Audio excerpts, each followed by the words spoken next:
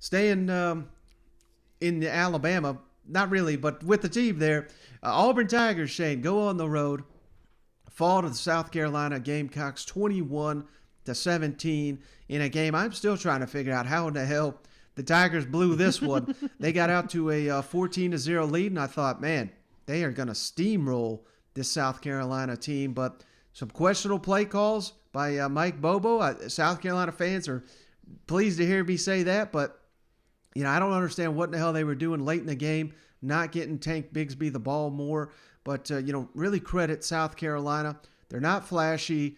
They don't have a ton of star players, although TZAQUANDRE Wright, he had a hell of a game. Jason Brown continues to step up and look like the best quarterback on the roster. But, man, what a job by the Gamecocks, Shane, to get to that 6th win when last week, losing to Missouri, you thought, man, there goes their best shot to get to a bowl game.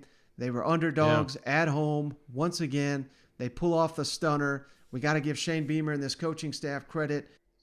But, man, just another double-digit lead blown by the Auburn Tigers. And, man, Tiger fans are pissed. I don't blame them.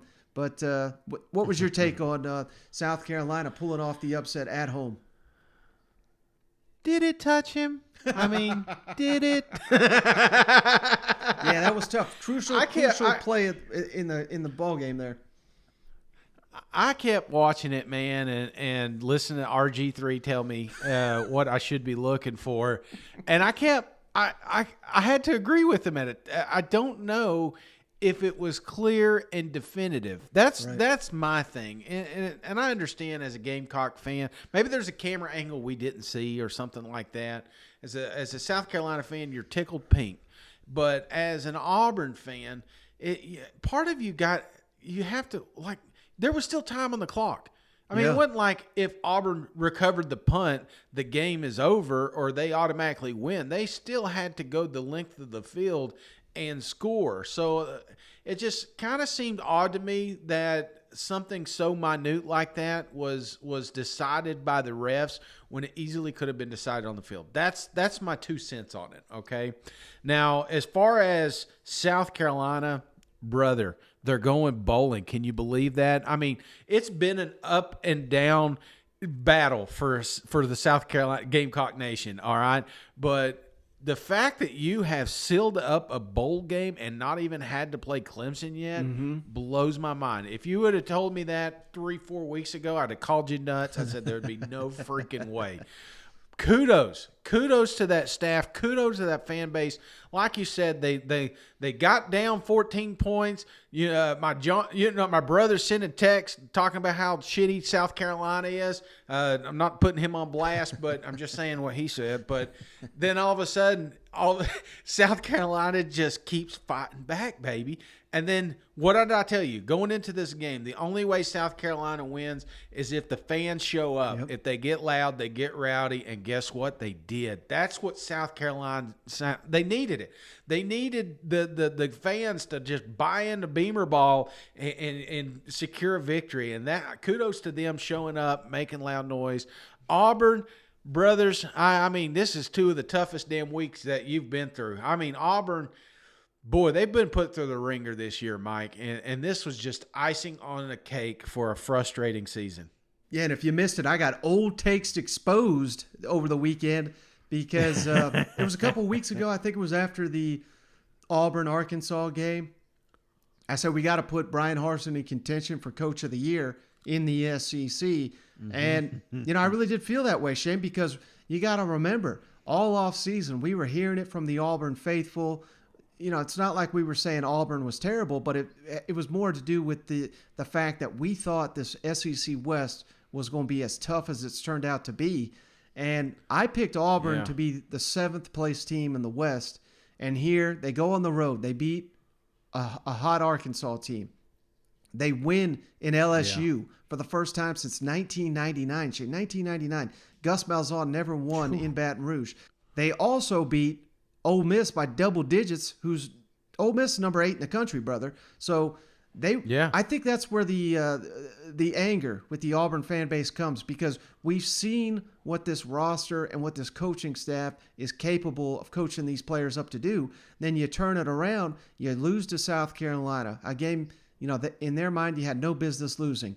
You were up 28-3 at home on Mississippi State. You find a way to lose that. No business losing that game. And you look terrible against A&M as well. So you're on such a skid, and everybody thinks you're going to get your ass kicked in the Iron Bowl, which may or may not happen. But at the end of the day, Shane, right now, Auburn's right where we said they were. It just didn't happen the way we thought it was going to happen. I thought, they'd get their ass kicked by all those teams in the middle of the year. They'd finish strong, but it's flip-flop. So at the end of the day, year one for Bryan Harsin, I don't know how you're mad at the guy, considering, you're disappointed for sure, but hell, I'm seeing people, we got to fire this guy already. He's not even made it through his first year in the SEC. But I don't know. What are your thoughts on that? Yeah, it's hard not to, Mike, because football's a passionate sport to watch. Sometimes Brian, I think Auburn going in, like you said, if you look at the end of the season, I show you the record, you're going to be like, yeah, it's kind of what we expected. Mm-hmm. But, as what Auburn did that hurt is there was a time in the season, multiple times, you're like, oh, man, Auburn controlling their destiny? Yep. What? Is this the season that we weren't talking about? Is this a coach that was the steal last year? There was that kind of mentality floating around, and Bo Nix coming out looking like a Heisman candidate a couple of times. And it's just so you buy in, and then you get punched in the face. And then you buy back in, and you're like, oh, man, okay, all right, we're going to do this. We killed Ole Miss. We're back, baby. And then you get kicked. It's just like every time, up and down, up and down. And I think that's hard because, like I said, it is an emotional sport to watch, and it's tough not to be emotionally invested into this program. But like you said, you look at the end of the season, what are the results? You're going bowling. You still got an opportunity to take off Alabama. I think you're happy with where you're at, but how you got there, going through all that, you're upset because it should be more. It should be better. Mm-hmm. So happy for them. We're going to a bowl. So happy for our fans. And just proud of their effort tonight. It wasn't pretty early. We were down 14-0. These guys never flinched. Like always, they just come right back out there and played their rear ends off in the second half. We lined up and basically ran the same two running plays on offense the entire game, and it was awesome to see. So we're going to really, really, really, really, really, really enjoy this one, and then we can't wait to come back in here in 7 days and do it again. So with that, I'll be glad to answer any questions. Ben Portnoy's got the first one. Shane, for the offensive line to answer the bell tonight, obviously has been a quote-unquote punching bag for a lot of critics out there. Them to handle a talented Auburn defensive line in a game where there was a lot of ramifications for you guys coming out of it. How do you feel like they just handled the situation tonight and really put this team in a position to be where it is right now? Yeah, they were awesome, and you're right. That is a really, really good defense, and that's a defense that, I watched the Texas A&M game on television, and a lot of teams have had a hard time scoring points against those guys. And I know Zero didn't play tonight for them, and he's a heck of a player at linebacker. But they had they got a fantastic front seven like Auburn always does, and that's what excites me. Is as a big boy SEC defense we just played, and our offensive line went toe to toe with them, and they've got a really good front seven. They've got a great group of linebackers. 29's a heck of a player on the edge, and they got a high draft pick sitting out there at corner, and Smoke Monday's a great safety. So just proud of those guys. And I think it shows that when we execute, we can go up against anybody, and we got another big challenge next week. I know what kind of defense the crowd we're about to face coming in here next Saturday. What kind of defense they have as well. So we got to do a great job of getting ready to do it again, and not take a 2 steps forward and then take a step back next week. We got to continue to get better because there were a lot of plays we left out there last night or tonight as well. But did a nice job running the ball, and hate that we threw the interception down there in the red zone going into score. But for the most part, we protected the ball, and these were the two teams coming in here that were high in, near the top of the league in turnover margin, and knew that was going to be critical, and overall good night. Shane, ZAQUANDRE accounted for, I think, 168 yards of offense by himself tonight. Just watching him run the ball, just pushing the pile, breaking tackles.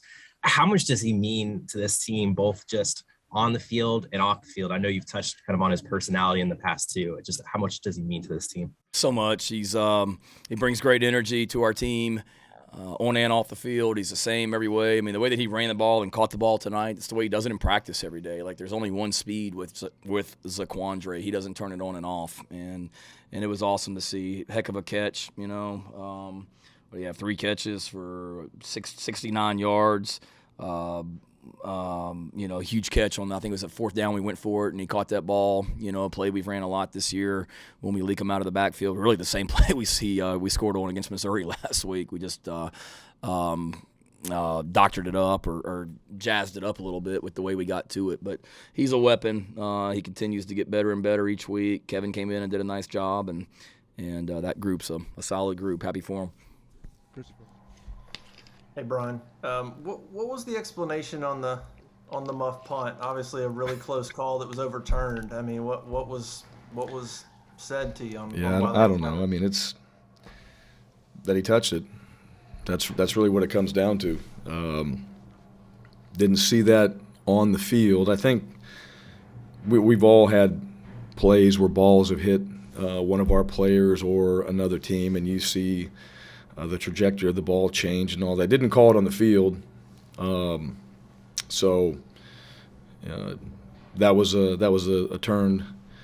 They turned it over and decided that it touched him somewhere, and again, that's in the game. They made that decision.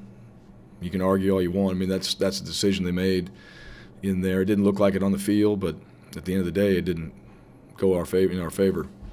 Bryan, I wanted to ask you about the 4th down call for you guys right before halftime, going for it on y'all's 35. Just sort of what was the decision, not only to go for it, but on that play call?